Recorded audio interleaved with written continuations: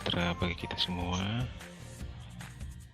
Semoga kita semua adik-adik mahasiswa sekalian sehat selalu dan selalu dalam lindungan yang Maha Kuasa.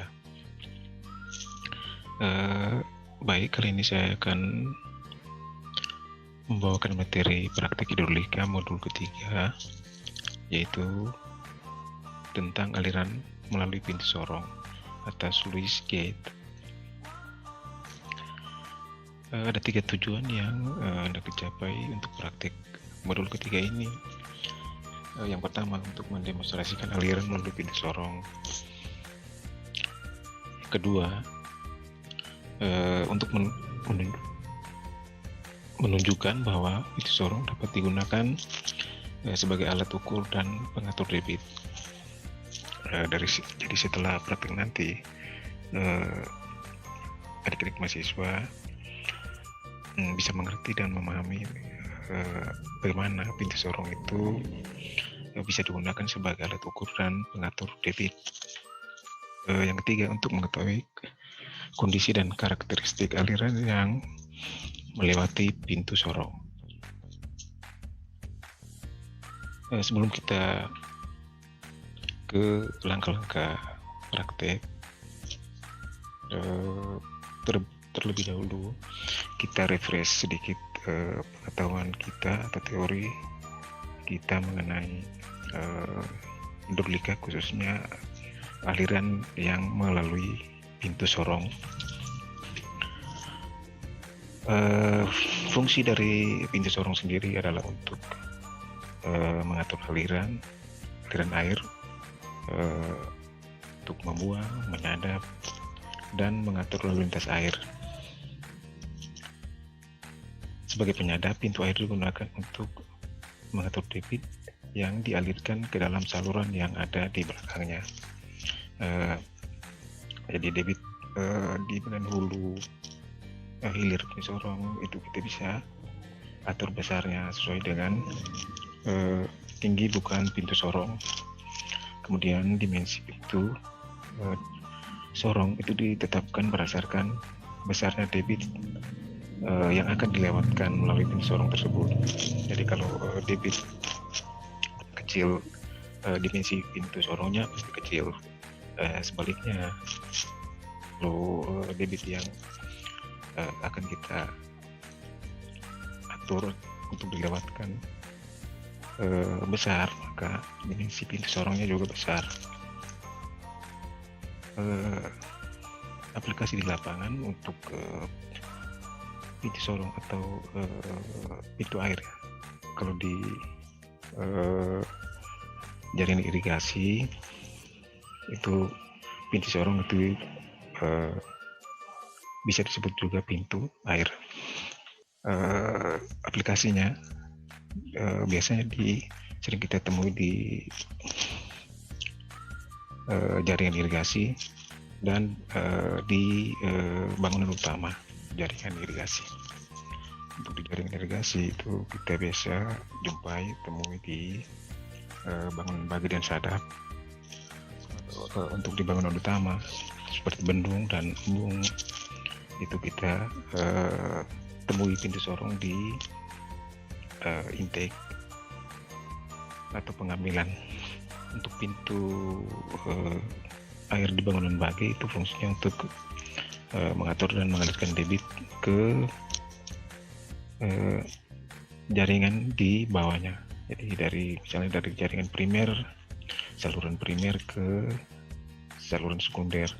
Kemudian untuk bangunan sadap itu untuk mengatur dan mengalirkan debit ke petak sawah. Kemudian di bangunan utama seperti di bendung dan embung, pintu air berfungsi untuk mengatur dan mengalirkan debit ke saluran primer. Dua kondisi aliran yang melalui pintu air atau pintu sorong, yaitu aliran bebas dan aliran tenggelam. Ini tergantung dari tinggi rendahnya aliran di hilir pintu sorong. Pada kondisi aliran tenggelam seperti di gambar B, kedalaman aliran di hilir sebelum loncatan, di hilir pintu sorong sebelum loncatan, di gambar B Y1 disimbolkan dengan Y1, itu lebih besar dari hasil perkalian antara koefisien kontraksi dan pintu. Jadi Y1 ini lebih besar dari bukan pintu dikali koefisien kontraksi. Sebaliknya pada aliran bebas seperti tunjukkan gambar A, kedalaman aliran di hilir sebelum loncatan itu sama atau lebih kecil dari hasil perkalian antara bukan pintu dan koefisien kontraksi. Untuk aliran bebas, rumus kita gunakan rumus untuk debit. Untuk menghitung debit kita gunakan rumus ini. Q sama dengan CD kali YG kali akar 2 G kali Y0. Di sebelah kanan ada diagram aliran yang melewati pintu sorong. Ada Y0 itu tinggi atau kedalaman aliran di hulu pintu sorong. Kemudian ada Y1 kedalaman aliran sebelum loncatan,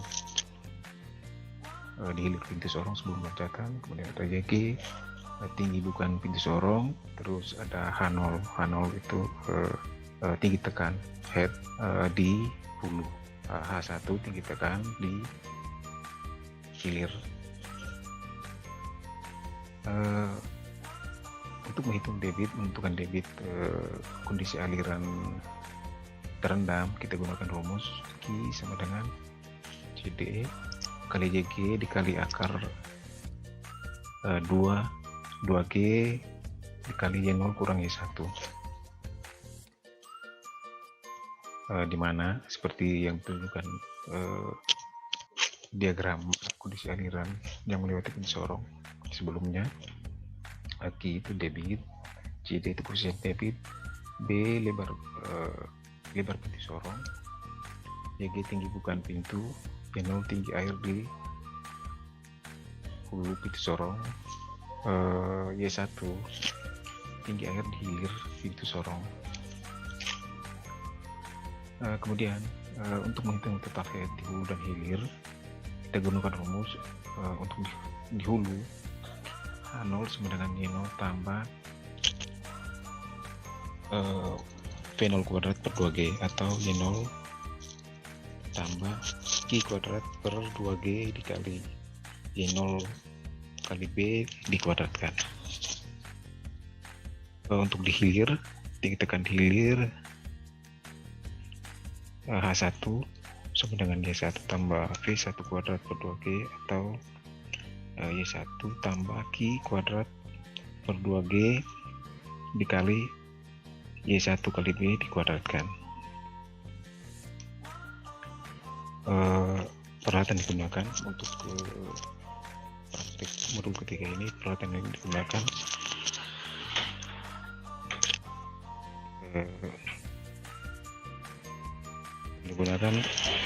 sebagian besar sama dengan modul 1 dan 2, yaitu yang pertama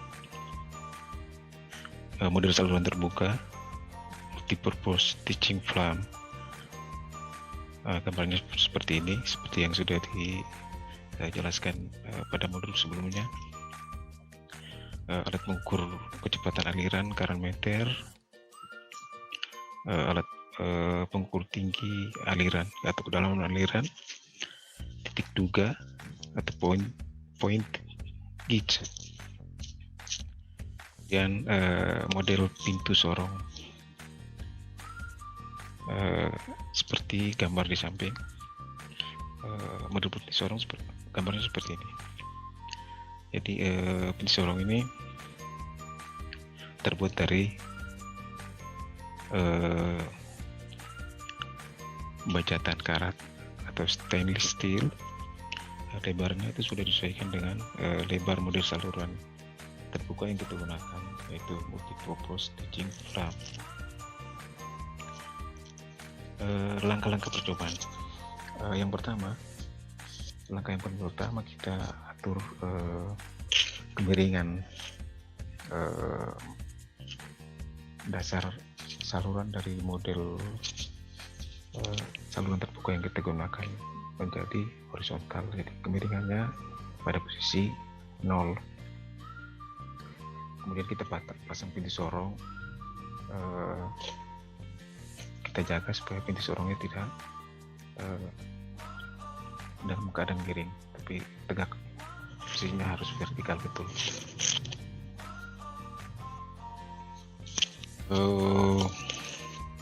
Langkah yang ketiga, kita alirkan air ke dalam saluran dengan membuka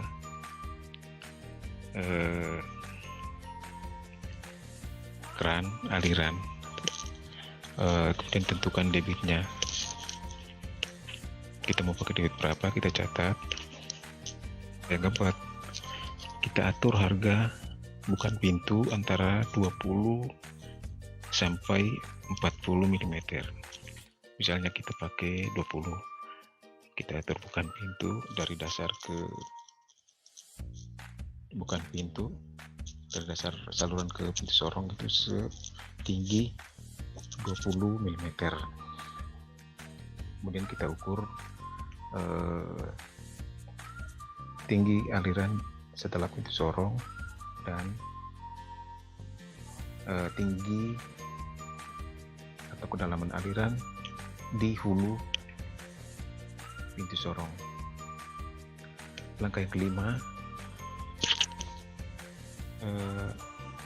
dengan debit yang sama yang kita sudah tentukan di poin nomor 4, kita atur pintu sorong sehingga harga kedalaman aliran di hulu pintu sorong itu antara 80 mm sampai 130 mm. Misalnya kita tentukan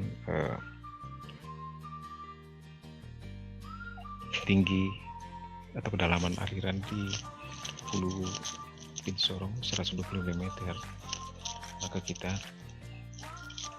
atur pintu sorong sedemikian, kita turunkan atau kita naikkan bukan pintu sesuai dengan debit.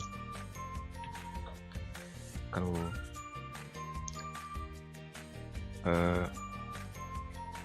pada poin 4, tinggi Y0 nya masih di bawah 80, maka bukan pintu sorong kita turunkan. Tapi kalau pada poin 4 Y0 nya sudah di atas 130, maka bukan pintu kita naikkan. Langkah yang keenam, kita ubah debit. Ini tergantung kita, debitnya kita ubah ke berapa. Misalnya yang poin keempat debitnya 1 liter per detik, kita naikkan menjadi misalnya 1,5 liter per detik.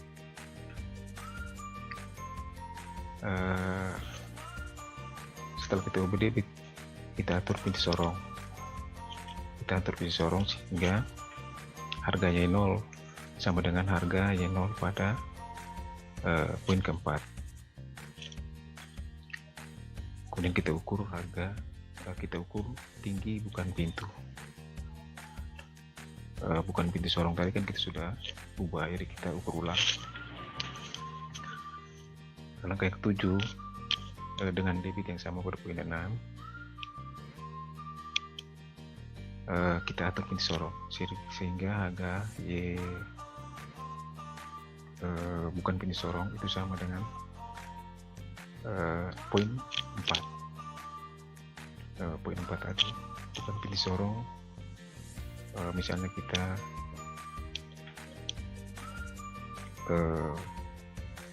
pilih 20 mm, maka pada poin 6 poin 7 bukan pintu sorong kita samakan dengan poin keempat, yaitu 20 mm. Kemudian kita ukur ketinggian air di hulu dan hilir. Dengan langkah yang sama dari poin 4 sampai 7, kita ulangi lagi untuk debit yang berbeda. Misalnya kita ulangi sampai sekitar 5 kali. Untuk lebih jelas mengenai langkah-langkah praktek, cara penggunaan, cara pemasangan pintu sorong, penggunaan alat ukur, kita simak video berikut ini.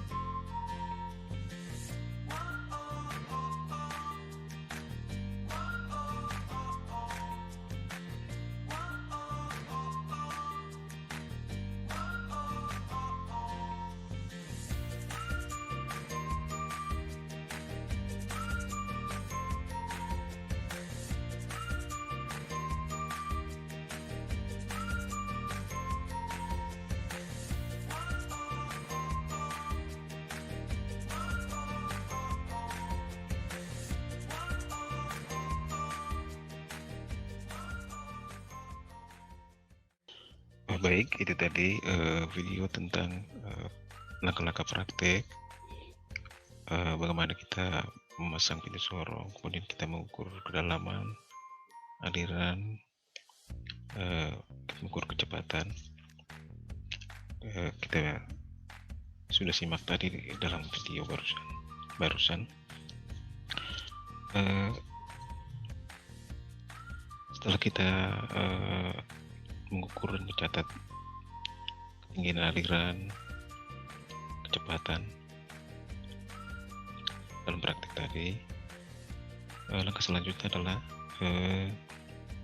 kita menghitung nilai koefisien debit atau CD untuk setiap key yang berbeda. Kemudian langkah berikut kita melakukan perhitungan tinggi tekan di hulu dan hilir H0 dan H1. Langkah yang ketiga, yang berikut kita gambar grafik dari hasil perhitungan, pengukuran dan perhitungan. Kita gambar grafik hubungan antara debitan tinggi bukan pintu atau key dan YG untuk kondisi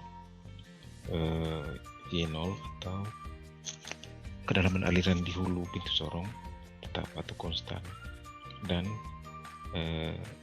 gambar juga grafik hubungan antara tinggi aliran di hulu pintu sorong dan bukan pintu sorong untuk kondisi